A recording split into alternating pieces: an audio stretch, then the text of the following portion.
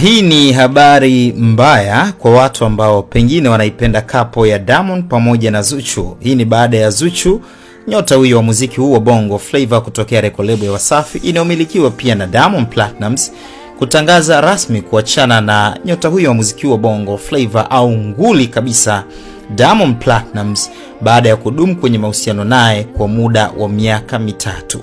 Kupitia taarifa aliyoitoa kwa followers wake kwenye mtandao wa Instagram, Zuchu ameandika, "After 3 years of dating me and Nasib, we have positively decided to call it quits.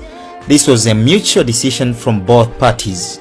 We do have an upcoming project, so don't be surprised when it is released. Wishing Simba all the absolute best. Asking my good people for your endless positive support as my main focus now is healing and my career. Your sincere Zuchu." Aka emoji ya kopa. So anawaomba nyie mumpe supporti ya nguvu kweli ambayo iko positive, kwa sababu focus yake kwa sasa kubwa zaidi ni heal yale majeraha yake yaliyosababishwa na nyota huyo wa muziki wa Bongo Flava Diamond, pamoja na kufocus kwenye career yake ya muziki. Jumbe kama hizi kwa Zuchu sio ngeni, kuna wakati alishawahi kuandika wakarudiana.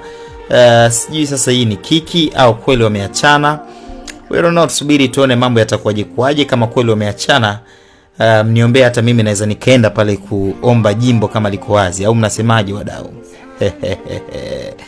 Maoni yako ni yapi? Drop maoni yako hapo chini kwenye sehemu ya comment section. Majina yangu naitwa Mido Simba. Bye bye till the next time. Kila mtu ana ndoto, ila kuzitimiza ndiyo changamoto. Nimekuja na fursa inayoweza kusaidia wewe kutimiza ndoto zako kwa urahisi kabisa. Ni kwa kutumia mtandao mpya uitwao Ona Sasa. Ni mtandao kama ilivyo mitandao mingine kama Instagram, Facebook, Twitter, TikTok na mengine mingi ambayo wewe unaifahamu. Ila hawa utofauti wao na hiyo mitandao mingine ni kwamba wameamua nawe mtumiaji pia unufaike, hata mtumiaji wa kawaida kabisa ambaye siye content creator. Wewe hata kama unaposti picha utakuwa unalipwa kila mwezi kwa kuposti hizo picha, na vigezo vyao vya kulipa sio vigumu kama ilivyo mitandao mingine. Ukifikisha followers 5,000 tu, just imagine, followers 5,000 tu unaanza kulipwa. Unachotakiwa kufanya ni kuingia Play Store au App Store, search app ya Ona Sasa, install app ya Ona Sasa, fungua account, make sure kwenye kuandika ile username herufi zote zinakuwa ndogo, then usiache space, andika password yako, fungua account, then follow account yetu ya Mido Simba. Mimi nitakusaidia wewe kupata watu na nitakuelekeza pale ambapo utakwama.